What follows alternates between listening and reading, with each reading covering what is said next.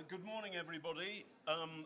It's a great honor. It's a great honor to be here in Peru. That's the last of my Donald Trump impersonations. They're not very good.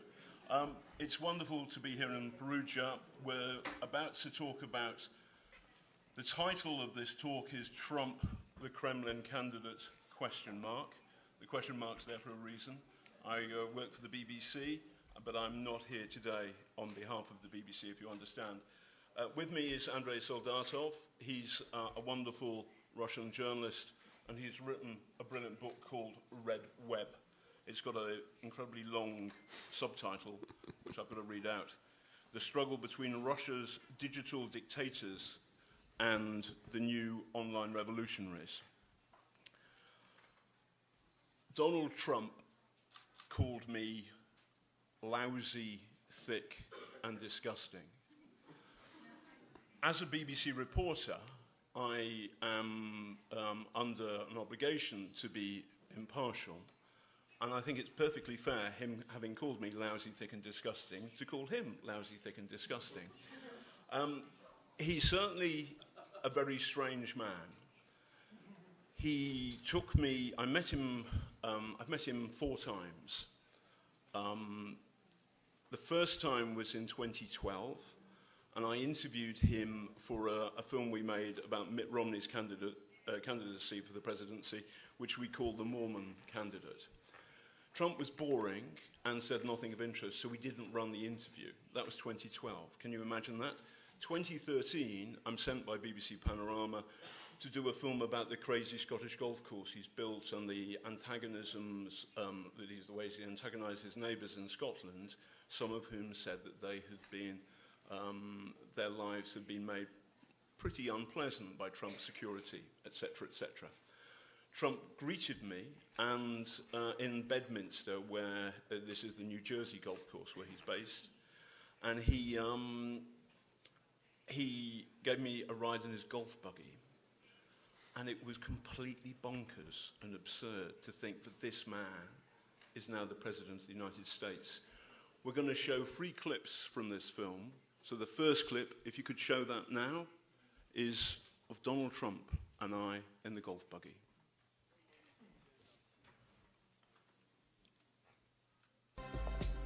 Meet Felix Sater, a Russian-American gangster.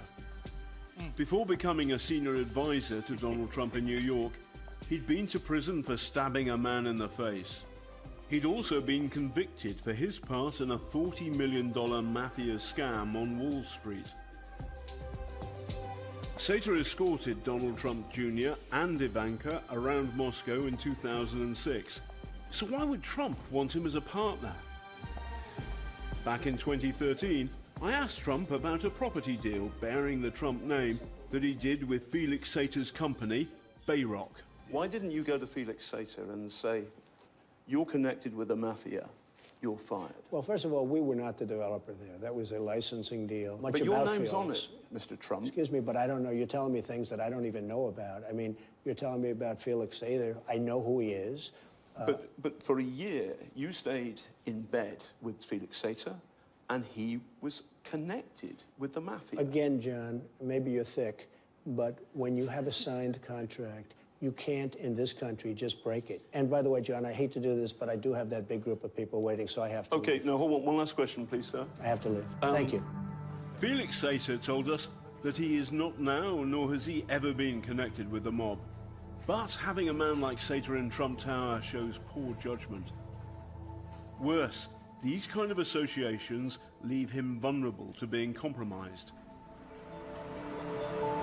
Okay, by the way, I got that completely wrong. I'm slightly hungover. I'm an honest man, I would say. That clearly isn't the golf trip. That man, Sater, is a Russian-born gangster. He went to prison for stabbing a man in the face with a broken-off stem of a margarita glass in the early 90s. Then he got involved with a mafia pump-and-dump scam in Wall Street with the Gambinos and the Genovese crime families, and he was convicted for that, and then he turned FBI informer, and then he worked at Trump Tower. Recently, he popped up on the front page of the New York Times as behind a new Ukrainian peace deal, giving eastern Ukraine to the Russians in a 50-year or 100-year lease.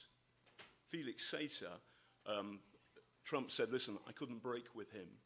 We subsequently found out the contract for the project Sater was involved with, and there was a bad boy clause, so Trump could have broken with Sater.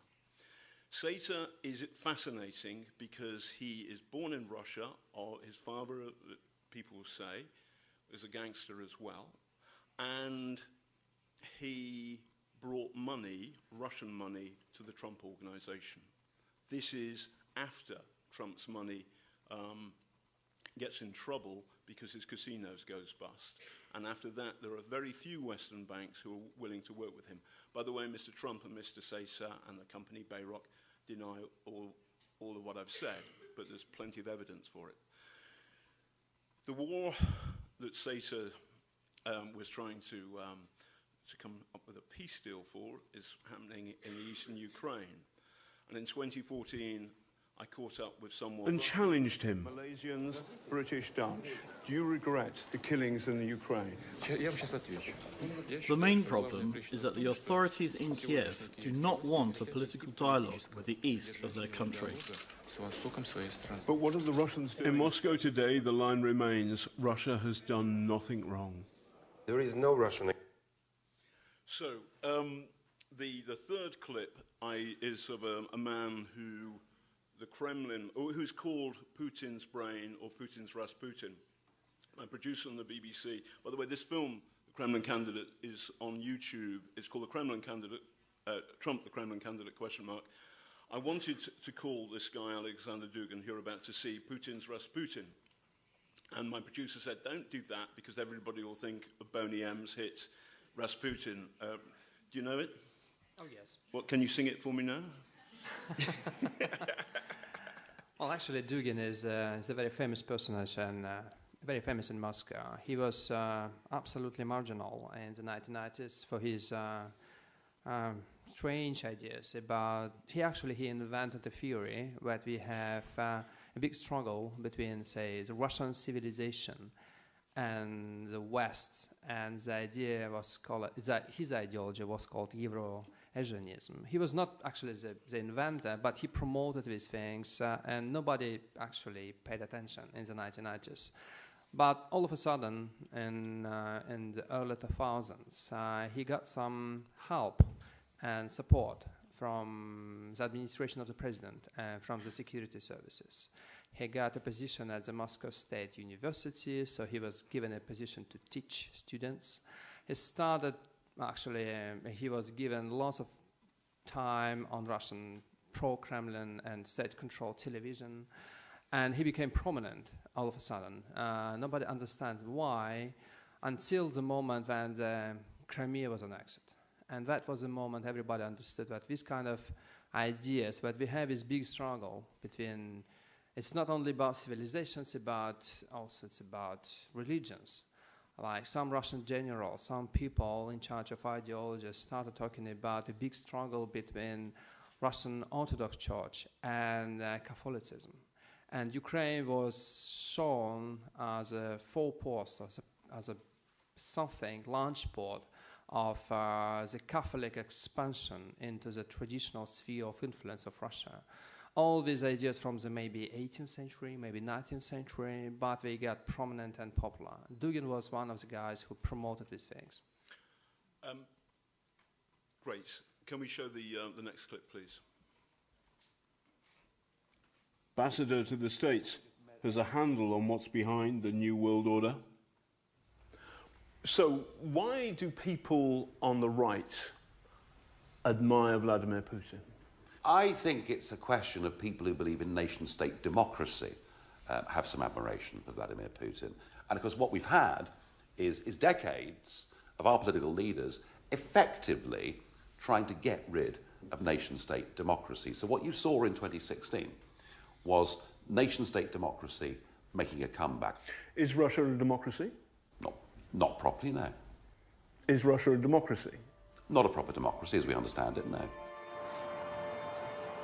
Democracy is under fire in Russia. Since Putin came to power, more than 20 opposition figures and journalists have been killed. If you care about democracy, this is an important place. The Kremlin is 100 yards away, and it was here almost 2 years ago that Boris Nemtsov, the bravest and most outspoken of the leaders of the Russian opposition, was shot dead.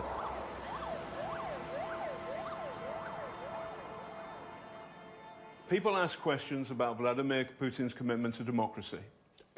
But please be careful. And you could not teach us democracy because you're trying to impose to every people, every state, American system of values without asking. And it is absolutely racist. You are racist. In Russia, the pro-Kremlin camp doesn't like being challenged.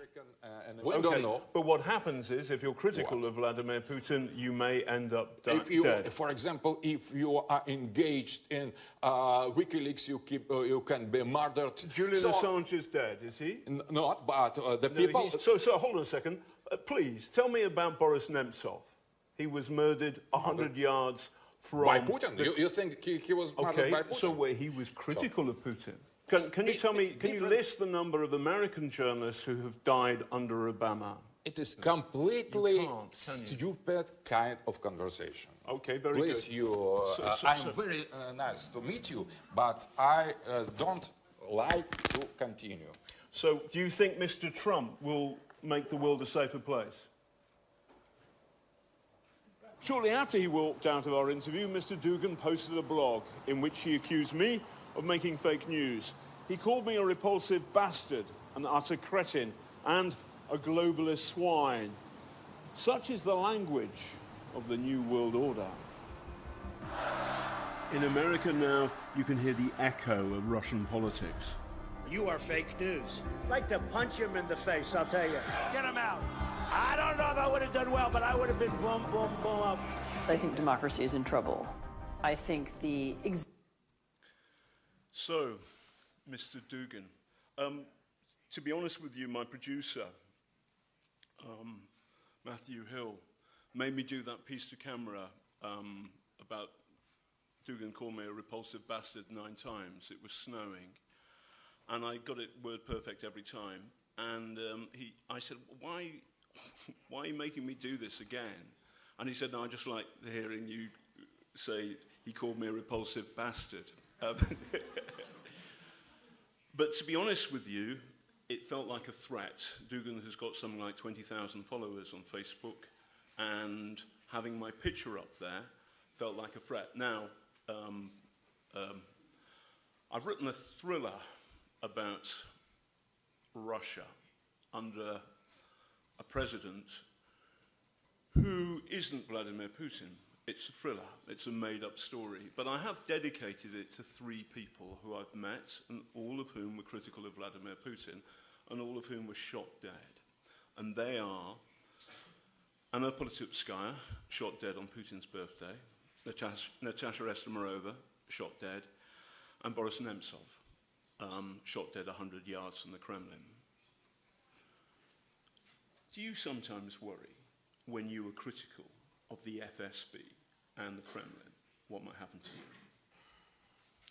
Well, I've been covering the Russian secret services since 1999, and I used to work for Novaya Gazeta, and Novaya Gazeta was a newspaper.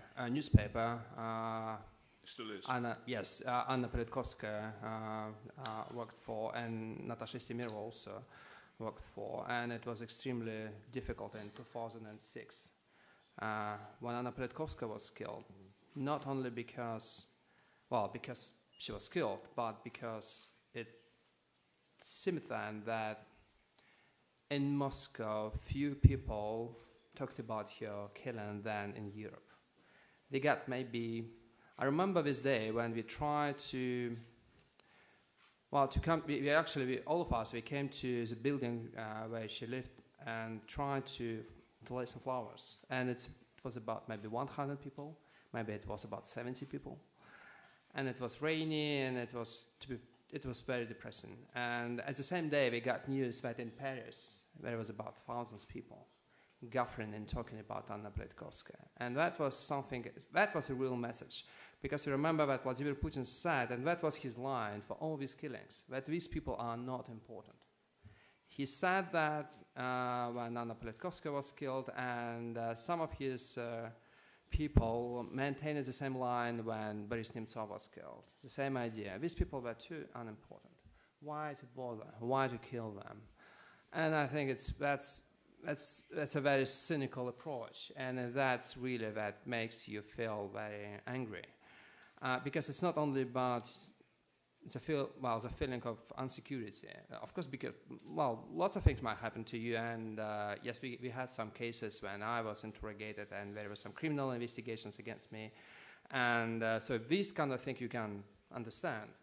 But the lack of support from your audience, that's a thing. That's really important. And sometimes you feel that you are in some sort of immigration.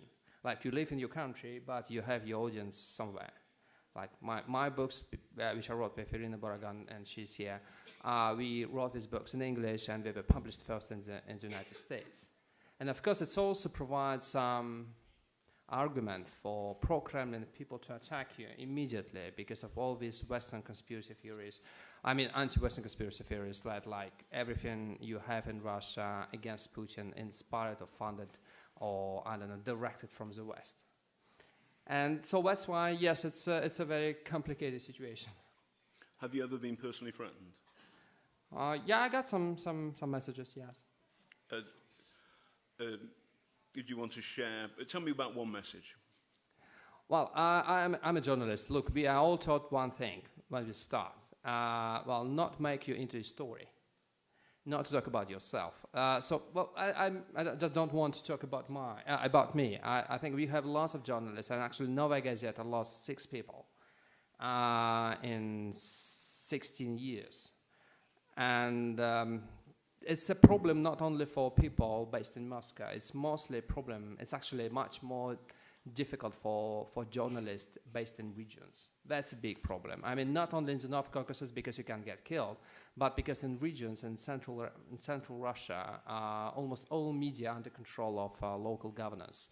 And you can't do much, actually. You cannot find a place when you can publish your stories. Well, for me, it's much more easy. If I can, some sensitive story, I can try to find something in the West and try to get this published in the West. Like I had a story about Sochi surveillance, when new surveillance technologies were installed in Sochi because of the Olympics games, and we got this story on the front page of The Guardian. And of course, for the Russian journalists based in regions, it's much more difficult. And they are under immense pressure, and I think they are really brave people. Yes. By the way, who's published your book? Public Affairs. Right.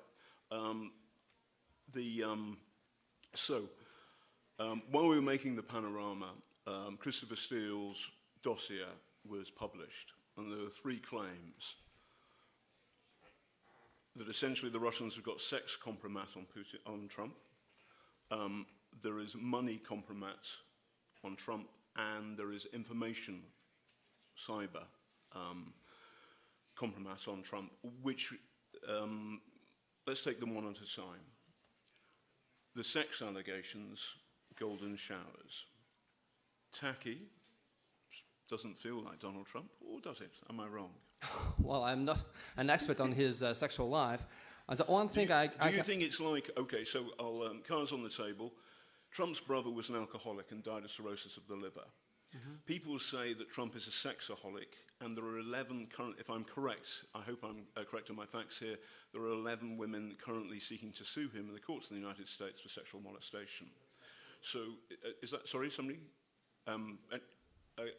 Okay, so it feels like there is evidence, and for example, Sir Andrew Wood, who's a former British ambassador to Moscow, went on the Today programme, and he said that these sex court cases give some coloration to the allegations in the dossier.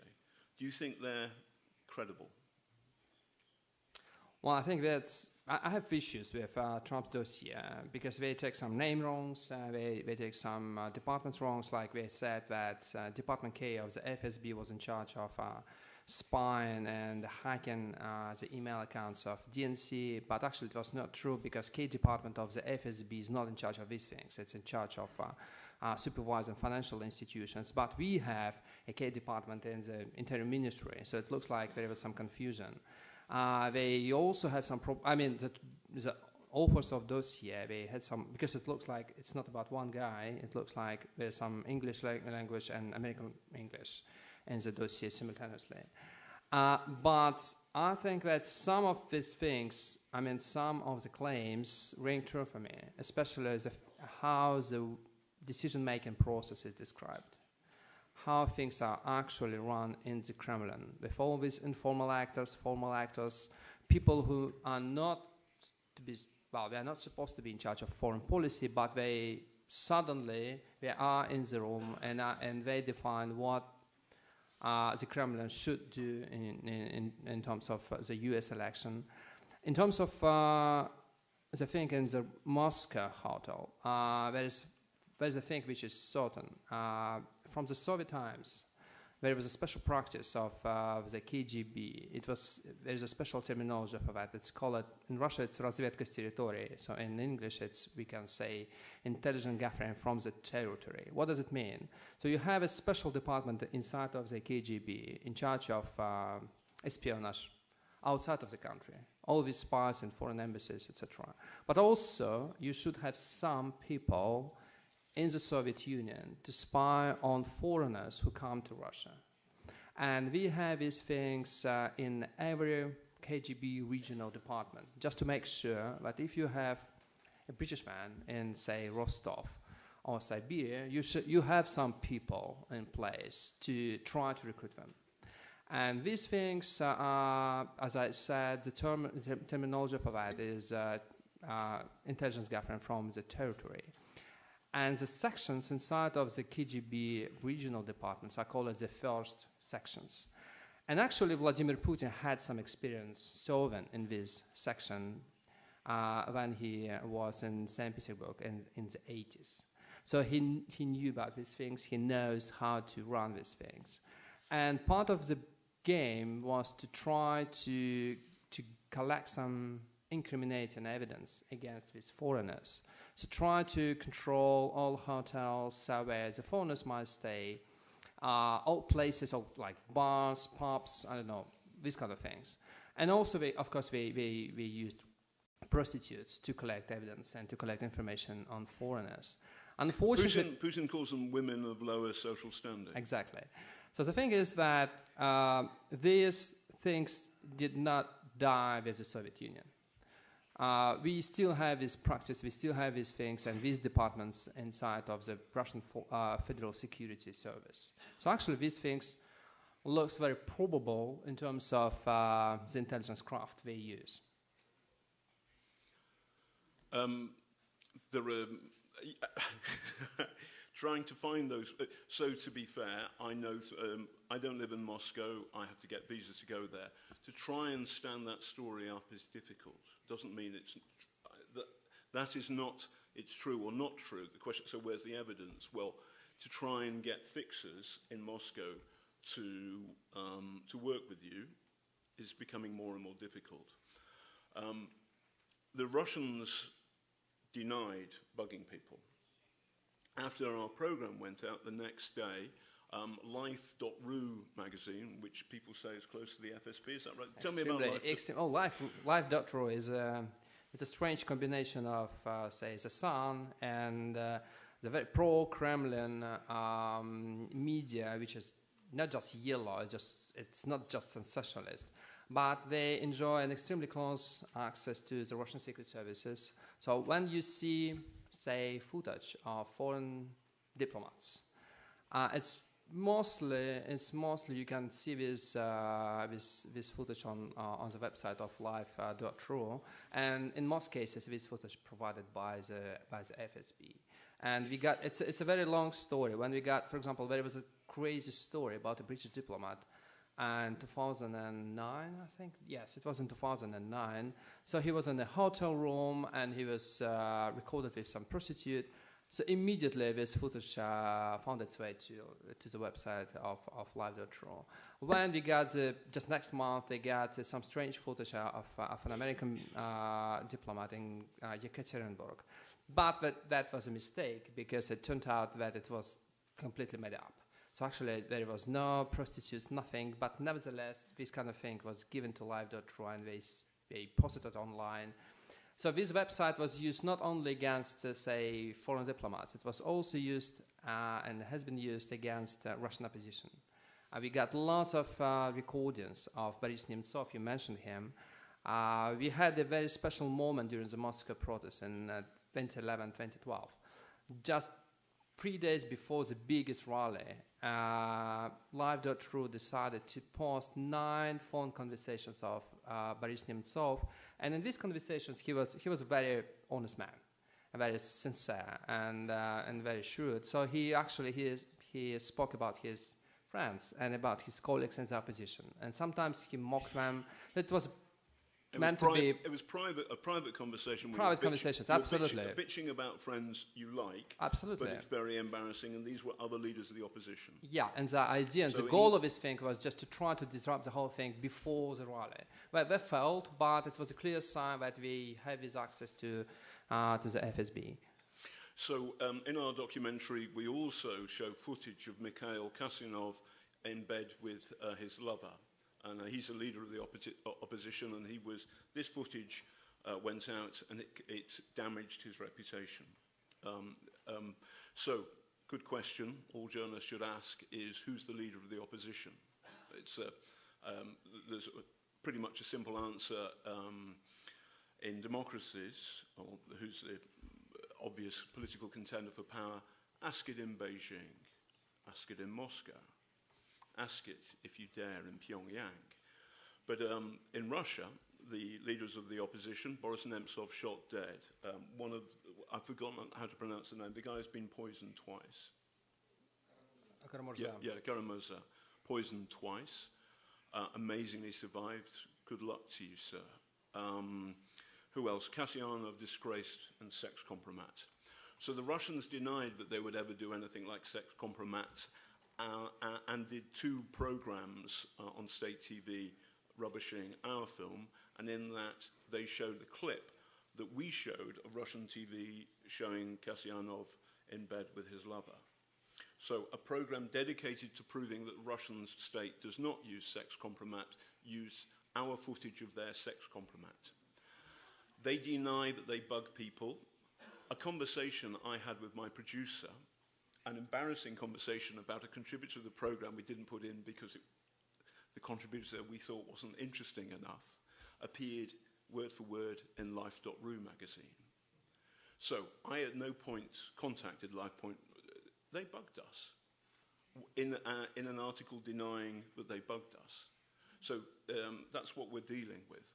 So the question is it possible that the Russians' secret police have sex compromat on Donald Trump? Yes or no? I think it might be possible, yeah. On the money. So the gossip in the city of London and on Wall Street is that after the casinos went bankrupt, few Western banks would deal with Donald Trump because they lost a ton of money on the casinos. Trump walked away, the banks got burnt. So from then on, this is the gossip, Trump denies it. From then on, Trump's got difficulty in getting money from the normal Western banking system. Enter Felix Sater, Russian gangster, been to prison, who is connected with people in Moscow. Is it possible that the Russians have got money compromat on Donald Trump? Well, I think the problem is that, well, I have some issues with these things about compromise. First of all, it looks like nothing can actually harm Donald Trump. Well, he incriminated himself so many times. He said so many awful things on TV. It just doesn't work. And I could give you a hypothetical that could hurt him. Okay, good.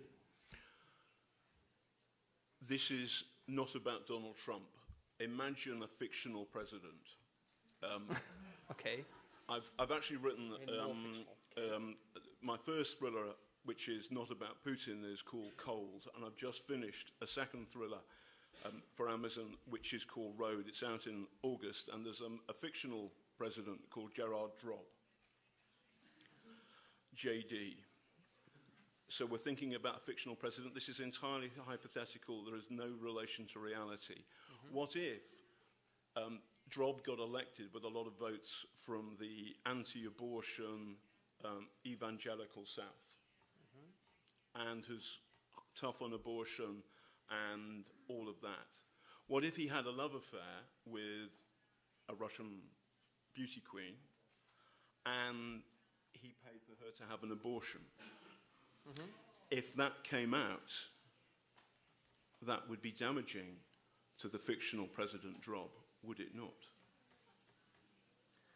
Well, I think it's really an interesting idea, but to me, because I'm a journalist and I'm supposed to write about, say, security services, what actually is the most interesting thing is, what we actually sometimes forget, is that, look, it was a very market strange business to make money in Russia in the 1990s and the 2000s, and with Putin in power for so many years, it was always a bit of strange. And I personally, as a journalist, I was not really happy to see all these success stories of Western businessmen making money in my country and giving not a damn about what's going on with the political situation in the country. But you cannot blame them, actually, because, look, it's a very strange country with very strange rules, and you are not supposed to fight for our freedoms and our rights. It's our business as Russian citizens.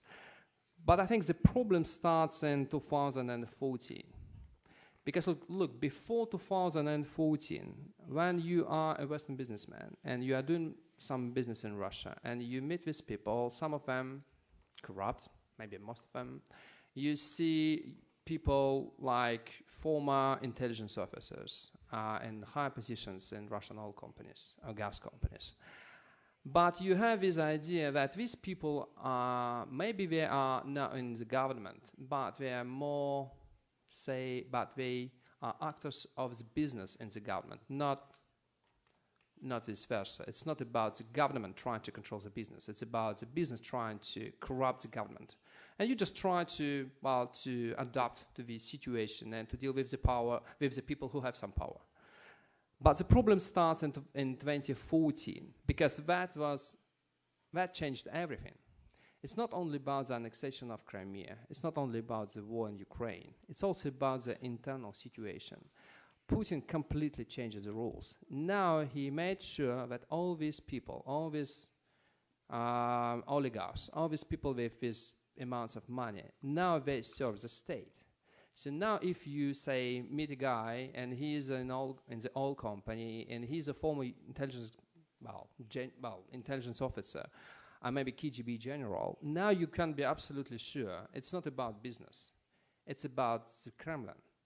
And if you are long enough in Russia, and, Trump was first time in Moscow, when? In the 80s, I think? 88. Like this. Of course he knows all these things, and his people know these things. How the situation completely changed in 2014, and to pretend that it's all about business, that I think a big joke. And to have people like Michael Flynn boasting about his visit to the headquarters of the Russian military intelligence, well, I think it's pretty too much, and I think that's a real compromise. That's a real story, because it's not about contacts. It's about the nature of these contacts, and as I try to say, the nature of these contacts completely changed after 2014. The third thing in the Steele dossier is information compromise, and in the film I interview a guy called who's Russian, born in Russian, but now works in America.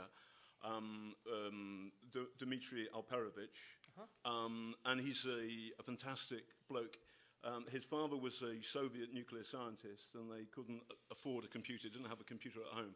Dmitry, as a schoolboy, learnt computer code on paper. How clever is that? And he's the man who worked out that, he believes, the GRU, Russian Military Intelligence, Mr. Flynn, where Colonel Flynn, General Flynn, sorry, I've under-promoted him, where they're the people who hacked the Democratic Party machine, and there's strong evidence for that. So the issue on the information compromise is, did Team Trump, were they across that they were feeding information to the Russians, which meant that they knew what was in those hacks? So, for example, a very good question to Roger Stone is, he says Podesta is down the barrel. Podesta was Hillary Clinton's campaign manager, and he predicted that emails about Podesta would appear, embarrassing emails, before they did. And the prime suspects for the hacking is Russian GRU. So how on earth did Podesta do that? Is it possible, again, we're talking hypothetically, is it possible that the Russians have got information compromise on Team Trump? Well, I think that because actually we have two flows of evidence. One is provided by Dmitry Alperovich, and he's an extremely smart guy, and he's amazing. And you know that he decided to, well, actually he decided never to go back to Moscow because he said, my Moscow is gone.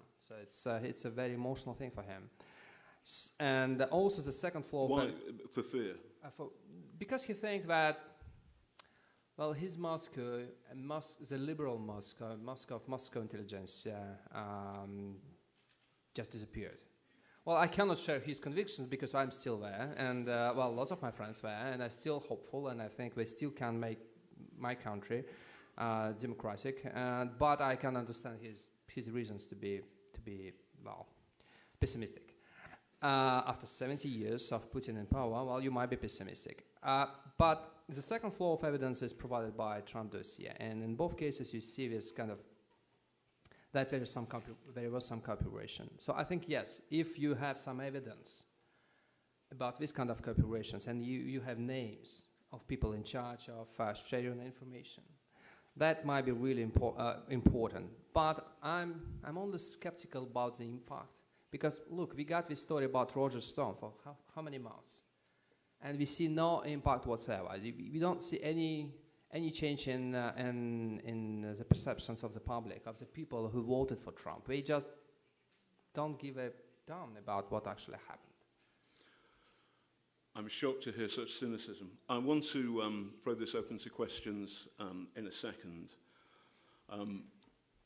But I think we're at a very interesting point because of what happened, the horror that happened in Khan Sheikhoun a couple of days ago. I reported that for BBC Newsnight on Tuesday, and obviously from London, but we get the feed of all the images.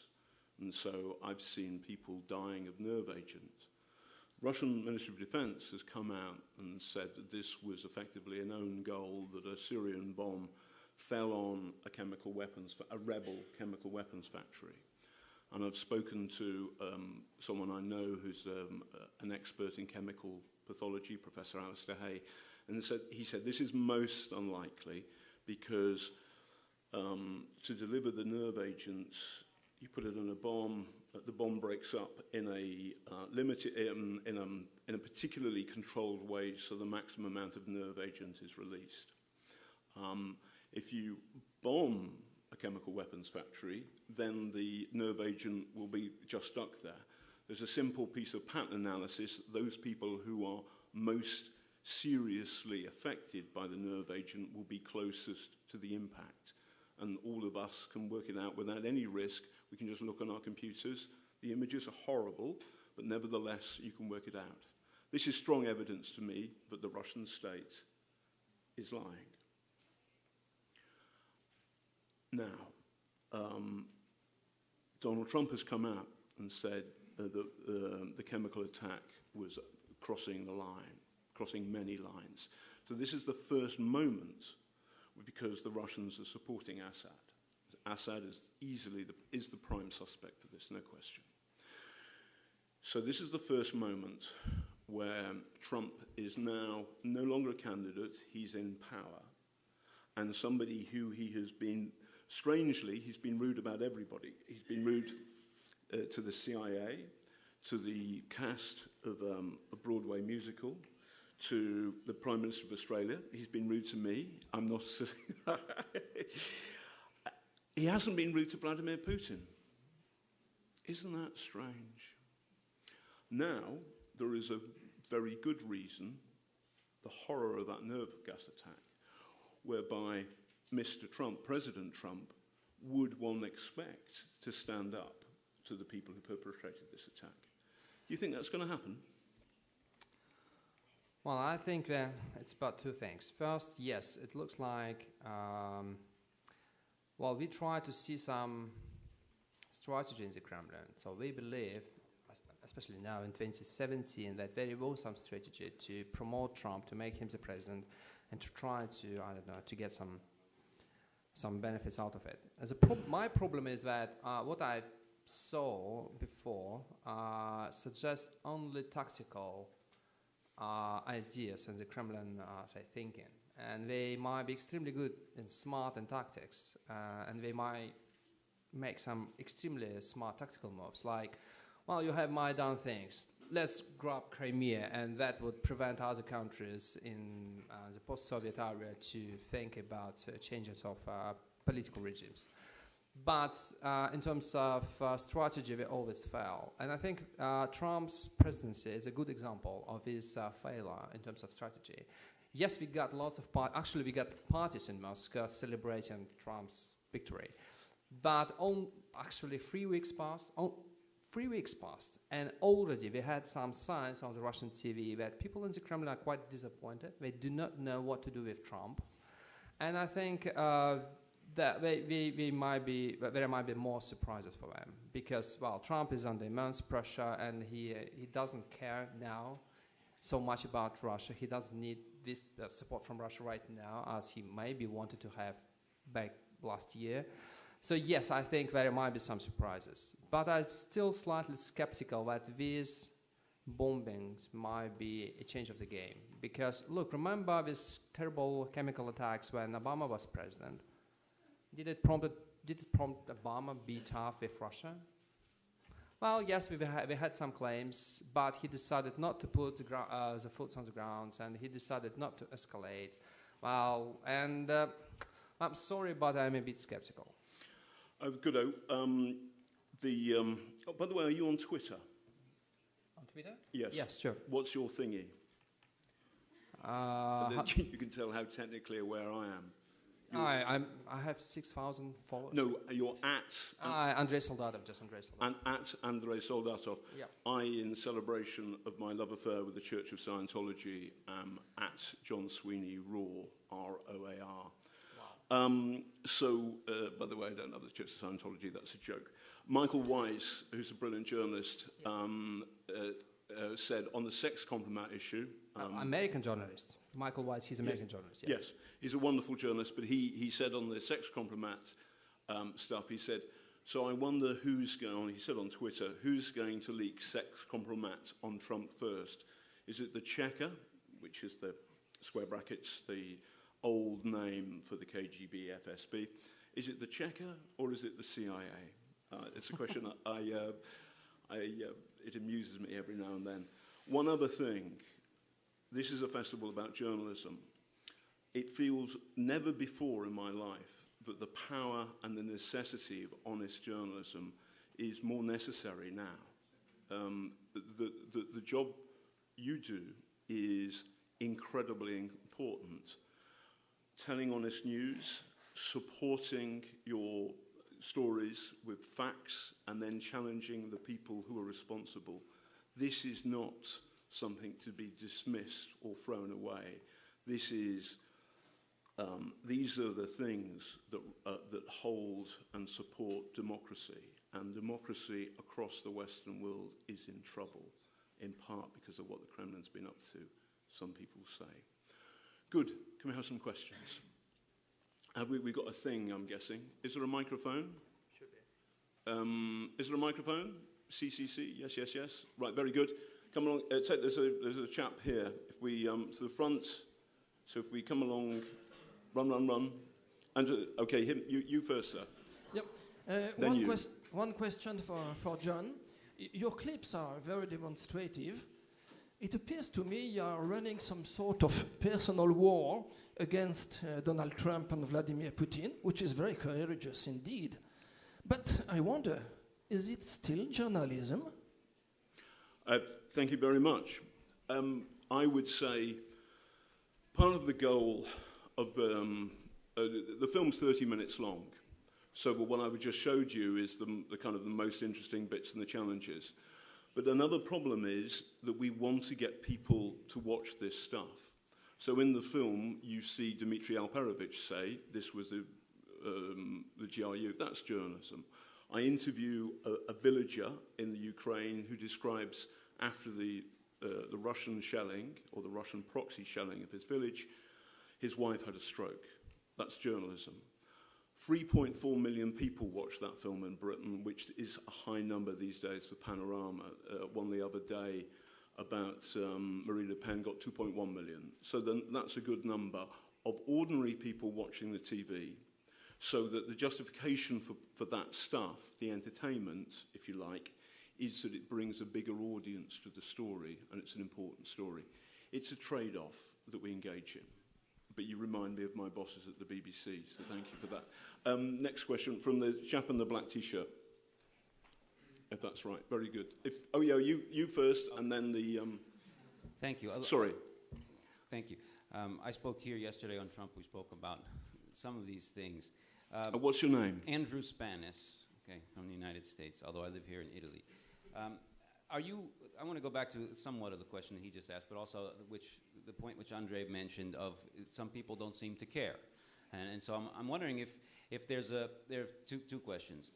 Do you feel that, and he already asked this somewhat, do you feel that this is part of an attempt to weaken or remove Donald Trump as president? I know some people hope to impeach Trump, especially on the Russian question, or at least to render him ineffective politically, which is a legitimate political goal, obviously, of some people. So do you think that that journalism, effective journalism, is part of this? And also, it seems to me that we are in a situation somewhat similar to the beginning, to before the elections, whereas we're all the things of focusing on all these terrible things about Donald Trump, but as Andrei said, he said terrible things before.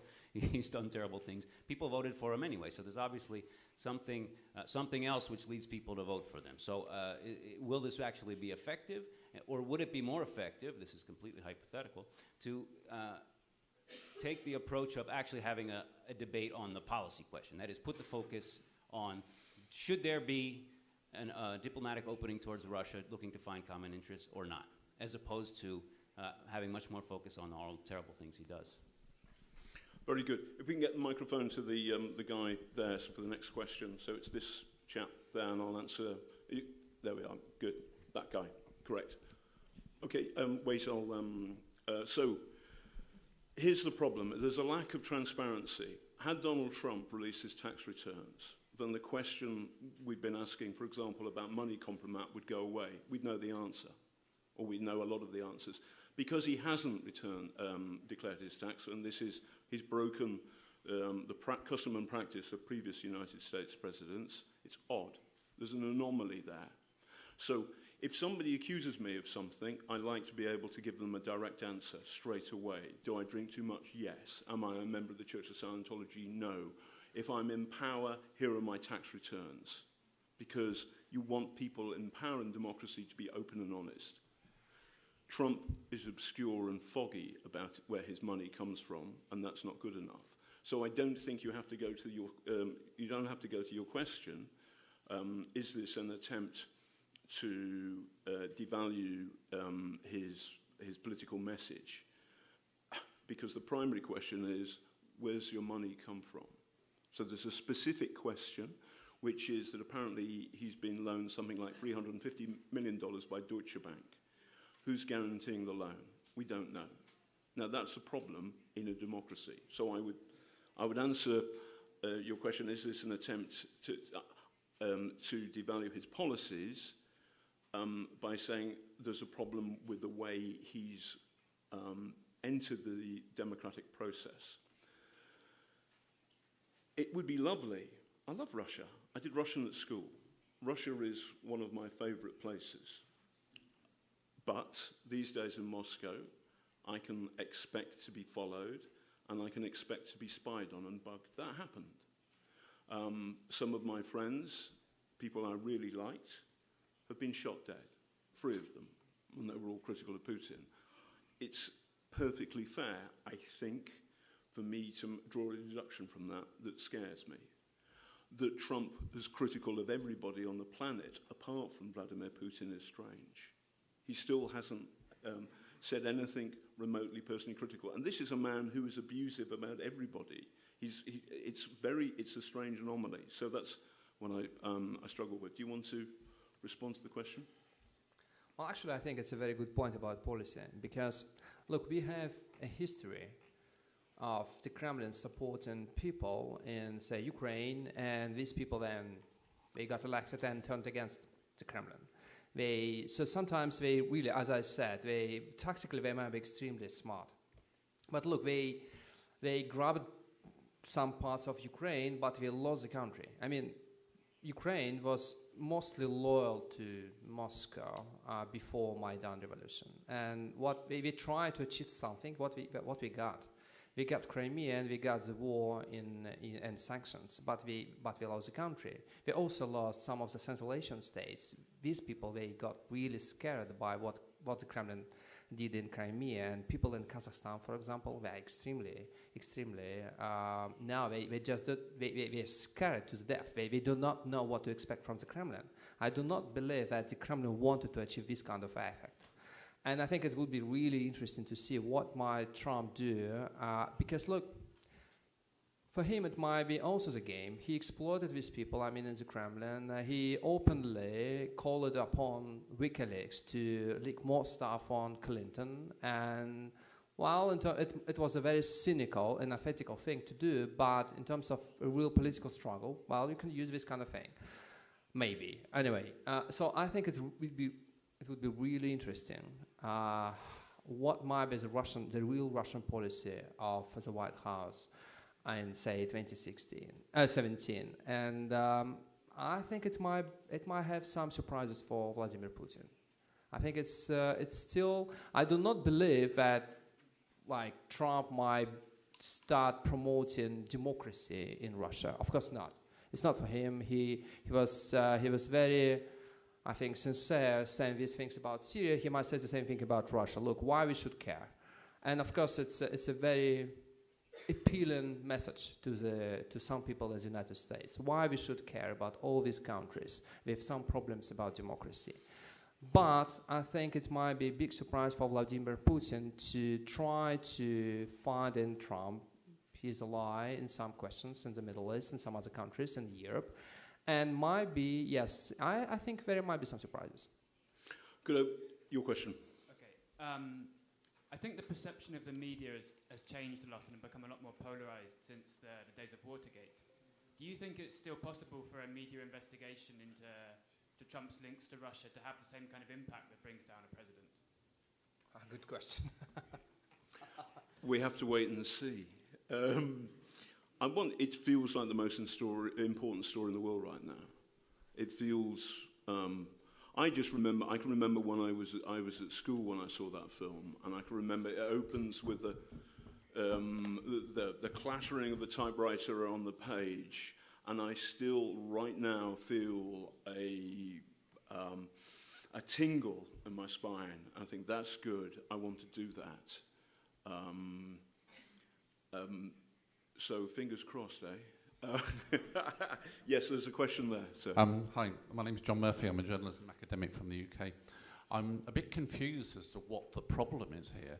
Is the problem the fact that Trump has these skeletons in his cupboard, and I'm sure there are many of them, or is it that if those skeletons were to be dancing on stage in front of us now, it wouldn't have any effect on his power in America? Isn't that a bit scarier? And just a second point, my wife's from Russia, and she always says, if you think Putin's bad, you should see the other people who stand against him. She believes that they are a lot worse. And Russia has its own versions of Trump, does it not? Very briefly, I think if the skeletons danced in front of us, I think President Trump's poll ratings would sink further. And so there's an interesting question: what will happen in the midterms? What will happen when he runs again? So I think, yes, he got elected. He got elected in part because, so the argument is simple, isn't it? People in the liberal elite like me, blah, blah, blah, have misread popular feeling across the world. I have interviewed recently Geert Wilders, Alexander Dugin, Nigel Farage, and my team has interviewed Roger Stone. It feels at times like you're talking to the same person. I've also covered the Westminster Bridge terror attacks and the Bataclan. And there are times when it feels like that the Islamist fascists and the fascists are doing rather well, and I'm minded, and they're talking, they feed off each other. They're entirely different things, but they feed off each other, and a line of poetry comes to mind: the best lack all conviction, and the worst are full of a passionate intensity. And trying to tell something of that story, that's very, very important. And I'm afraid to say I disagree with your wife, that Boris Nemtsov was a brilliant and funny guy. I asked him, there's not been enough laughs in this, and I'm just thinking of Boris Nemtsov's wonderful sense of humour. I asked him about the corruption in Sochi to build a ski resort. And he said, yeah, they built a road between the two, and it would have been cheaper to have lined the road with Louis Vuitton handbags because it was so corrupt. That man was a funny, wonderful, great human being. If he was in this room, he would be very, very alive, and he's been shot dead. So I disagree with your missus about that. Next, we've got time for another 10 minutes. We've got 10 minutes. 10 minutes, okay. Next question, sir. There's a guy up the front here. Excuse me, there's a guy, oh, right. The lady with the microphone has the power. And then him, please, when you're in the future. Yes, sir, your question? Hi. Do you think the opposition strategy in the social media is really creating problems to Vladimir Putin's regime? We read in the last weeks on some newspapers that Vladimir Putin didn't understand on time what was happening on the internet, and a sort of Arab Springs effect is likely to be produced in the last years. Do you think this is correct, or it is an exaggeration by the media? Thank you for this question about Russia. Actually, I think it's a formidable challenge for Vladimir Putin. He doesn't understand a thing about the internet. He said that the internet was invented by CIA, is still under control of the CIA. And his problems with social media is that, look, Russia has been for centuries defined by hierarchy, by vertical. So you have a guy on the top and he just gives some orders. Well, social media is not about vertical, it's about horizontal networks and connections, and nobody is in charge. And that's a very important thing for social media. The way the Kremlin tried to put the social media in Russia under control was very old-fashionable. He tried to control companies. Like we got the biggest and the most popular social media in Russia, Vkontakte, which looks like Facebook actually, but still, he decided to put this network under control when actually the owner of this and the CEO of the network was expelled from the country and replaced by a guy who is the son of the chairman of the Russian state television. It's a very old-fashionable approach, and it failed twice. It failed in Ukraine, and I think it's a great story. When we got this war in Ukraine, and of course the Russian line was to say, look, we have no Russian military presence in Ukraine. But we got lots of soldiers, Russian soldiers, who are users of Vkontakte. And they, inspired by the Russian state propaganda about how it's good to go to Ukraine and kill some people, they started boasting of their exploits of Vkontakte, and they provided evidence that they actually there, and they provided all details, the number of units, the geolocation, all photographs. So if you need some evidence, hard evidence about the Russian military presence, you can get it out of Vkontakte. And last week, we got another great example. We got the mass protest in Moscow, and lots of people gathered, and it was not only about Moscow, it was about 82 towns. And most of these protests were organized not by some organization, like, I don't know, some opposition party. People, they launched some accounts on Facebook, some protest groups.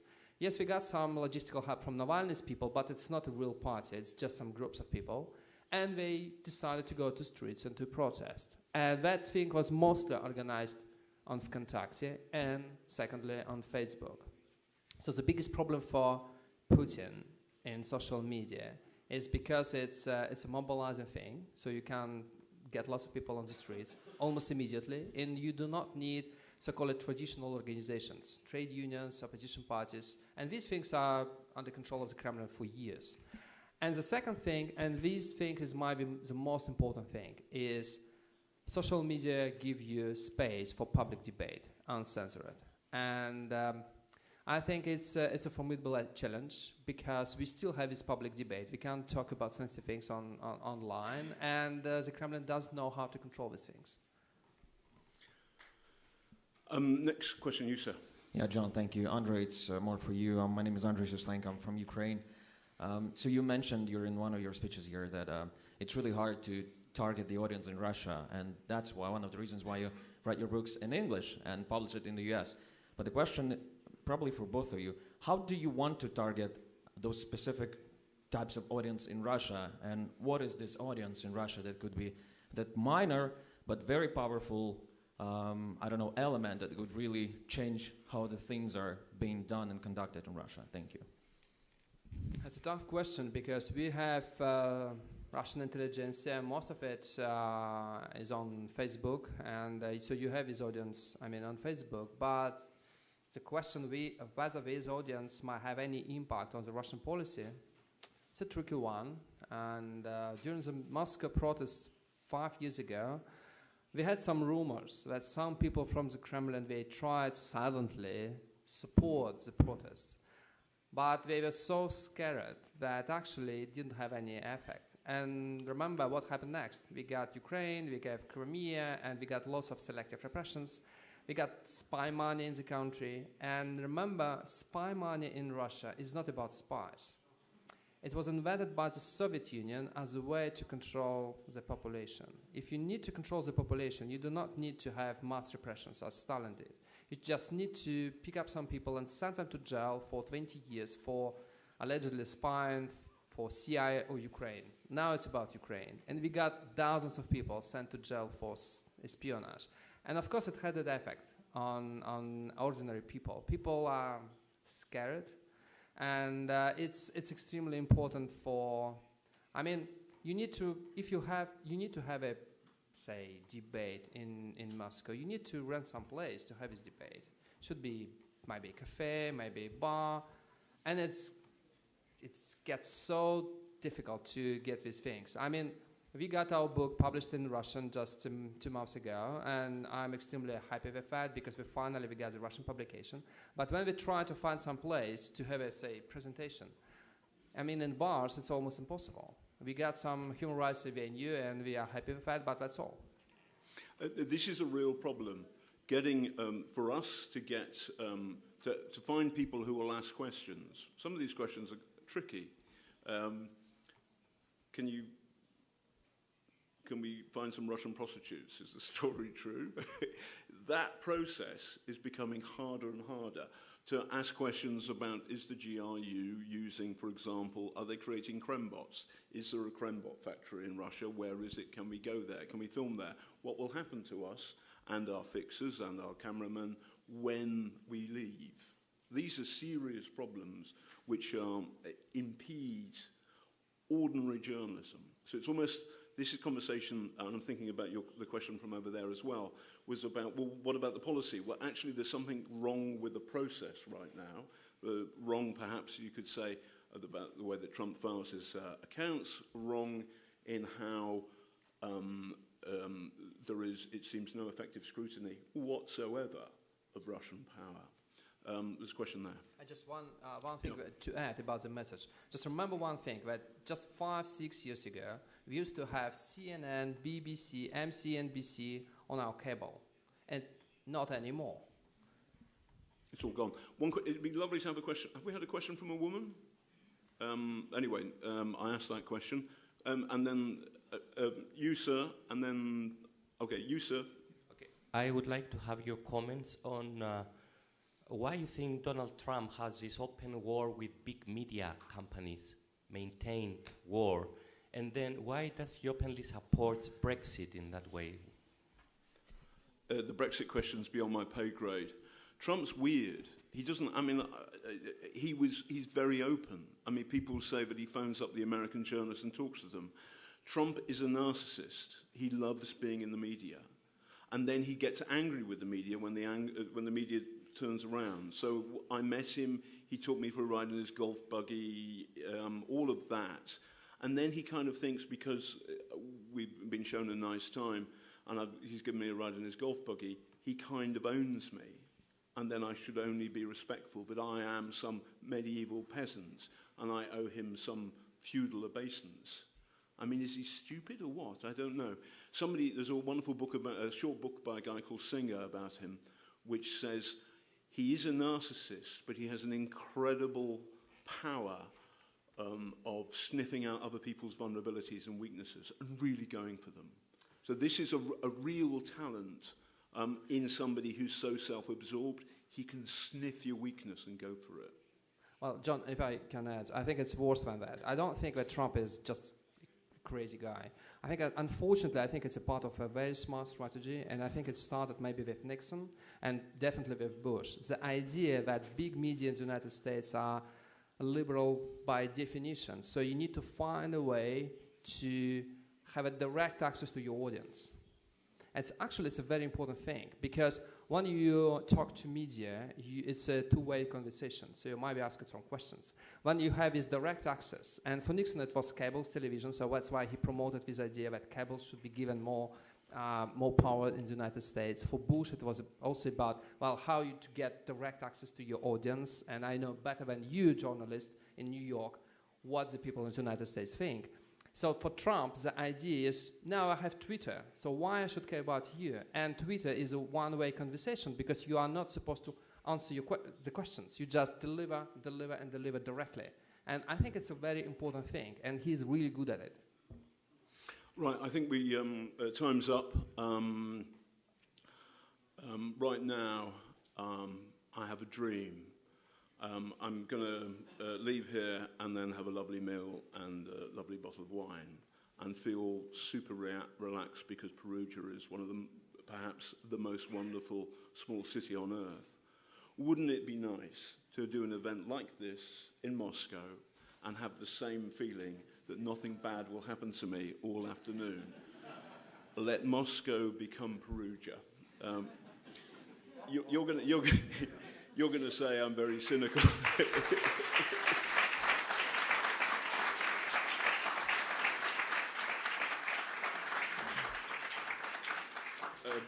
Thank you very much. I want you now not just to thank Andrei for coming here, but let's also think of the 6 journalists on the Novaya Gazeta who've been shot or killed for doing their job. Thank you very much. Thank you. Okay, by the way, I got that completely wrong. I'm slightly hungover. I'm an honest man, I would say. That clearly isn't the golf trip. That man, Sater, is a Russian-born gangster. He went to prison for stabbing a man in the face with a broken-off stem of a margarita glass in the early 90s. Then he got involved with a mafia pump-and-dump scam in Wall Street with the Gambinos and the Genovese crime families. And he was convicted for that. And then he turned FBI informer. And then he worked at Trump Tower. Recently, he popped up on the front page of the New York Times as behind a new Ukrainian peace deal, giving eastern Ukraine to the Russians in a 50-year or 100-year lease. Felix Sater, Trump said, listen, I couldn't break with him. We subsequently found out the contract for the project SATA was involved with, and the SATA, there was a bad boy clause, so Trump could have broken with SATA. SATA is fascinating because he is born in Russia, or his father, people say, is a gangster as well, and he brought money, Russian money, to the Trump organization. This is after Trump's money gets in trouble because his casinos goes bust. And after that, there are very few Western banks who are willing to work with him. By the way, Mr. Trump and Mr. SATA and the company Bayrock deny all of what I've said, but there's plenty of evidence for it. The war that SATA was trying to come up with a peace deal for is happening in the eastern Ukraine. And in 2014, I caught up with someone and challenged him. Malaysians, British, Dutch. Do you regret the killings in the Ukraine? The main problem is that the authorities in Kiev do not want a political dialogue with the east of their country. But what are the Russians doing? In Catholicism. And Ukraine was shown as a forepost, as a something, launch pad of the Catholic expansion into the traditional sphere of influence of Russia. All these ideas from the maybe 18th century, maybe 19th century, but they got prominent and popular. Dugin was one of the guys who promoted these things. Great. Can we show the next clip, please? Ambassador to the States has a handle on what's behind the New World Order. So why do people on the right admire Vladimir Putin? I think it's a question of people who believe in nation-state democracy have some admiration for Vladimir Putin. And of course what we've had is decades of our political leaders effectively trying to get rid of nation-state democracy. So what you saw in 2016 was nation-state democracy making a comeback. Is Russia a democracy? Not properly, no. Is Russia a democracy? Not a proper democracy as we understand it, no. Democracy is under fire in Russia. Since Putin came to power, more than 20 opposition figures and journalists have been killed. If you care about democracy, this is an important place. The Kremlin is 100 yards away, and it was here almost 2 years ago that Boris Nemtsov, the bravest and most outspoken of the leaders of the Russian opposition, was shot dead.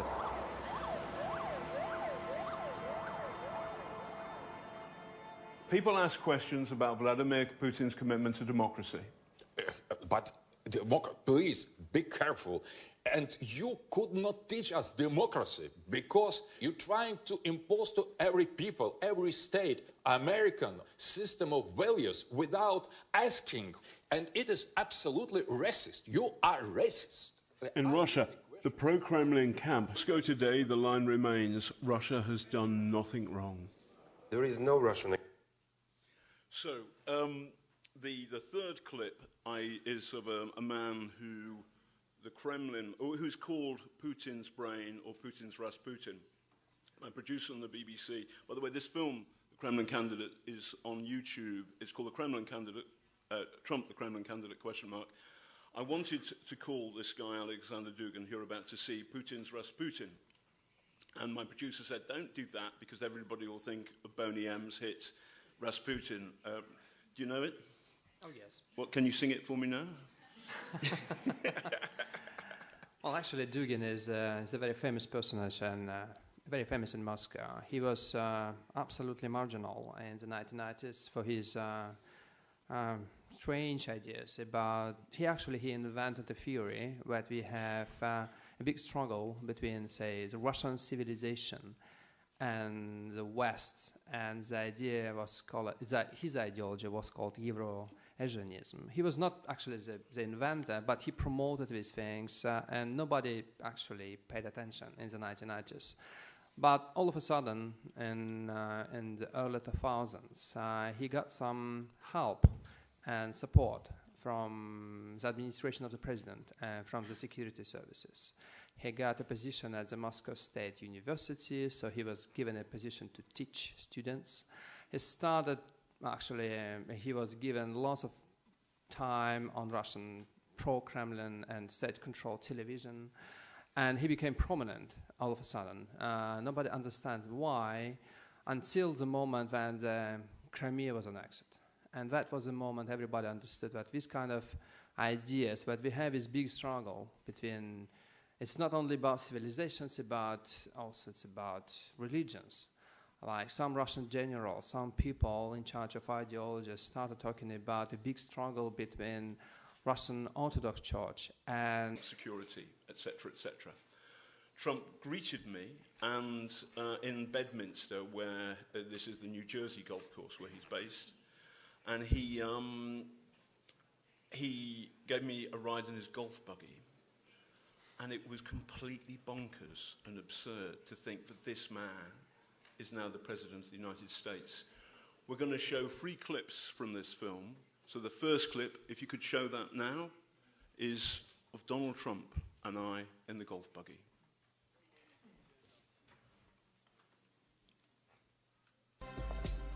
Meet Felix Sater, a Russian-American gangster. Before becoming a senior advisor to Donald Trump in New York, he'd been to prison for stabbing a man in the face. He'd also been convicted for his part in a $40 million mafia scam on Wall Street. Sater escorted Donald Trump Jr. and Ivanka around Moscow in 2006. So why would Trump want him as a partner? Back in 2013, I asked Trump about a property deal bearing the Trump name that he did with Felix Sater's company, Bayrock.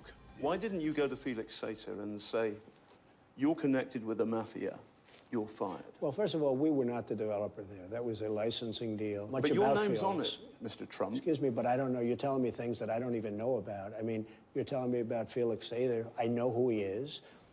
But for a year, you stayed in bed with Felix Sater, and he was connected with the mafia. Again, John, maybe you're thick, but when you have a signed contract, you can't, in this country, just break it. And by the way, John, I hate to do this, but I do have that big group of people waiting, so I have to leave. No, hold on. One last question, please, sir. I have to leave. Thank you. Felix Sater told us that he is not now, nor has he ever been connected with the mob. But having a man like Sater in Trump Tower shows poor judgment. Worse, these kind of associations leave him vulnerable to being compromised.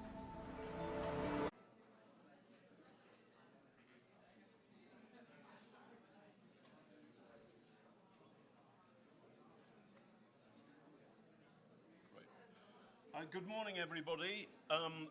It's a great honor. It's a great honor to be here in Peru. That's the last of my Donald Trump impersonations. They're not very good.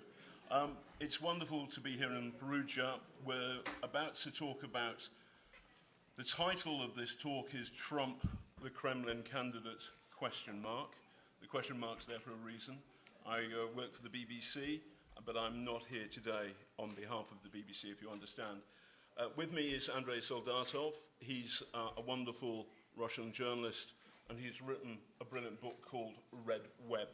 It's got an incredibly long subtitle, which I've got to read out.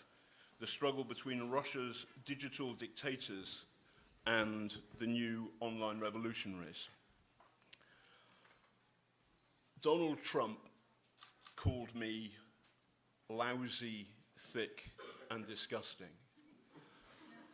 As a BBC reporter, I am under an obligation to be impartial, and I think it's perfectly fair, him having called me lousy, thick, and disgusting, to call him lousy, thick, and disgusting. He's certainly a very strange man. He took me, I've met him 4 times. The first time was in 2012. And I interviewed him for a film we made about Mitt Romney's candidacy for the presidency, which we called The Mormon Candidate. Trump was boring and said nothing of interest, so we didn't run the interview. That was 2012. Can you imagine that? 2013, I'm sent by BBC Panorama to do a film about the crazy Scottish golf course he's built and the antagonisms, the ways he antagonised his neighbours in Scotland, some of whom said that they had been, their lives had been made pretty unpleasant by Trump.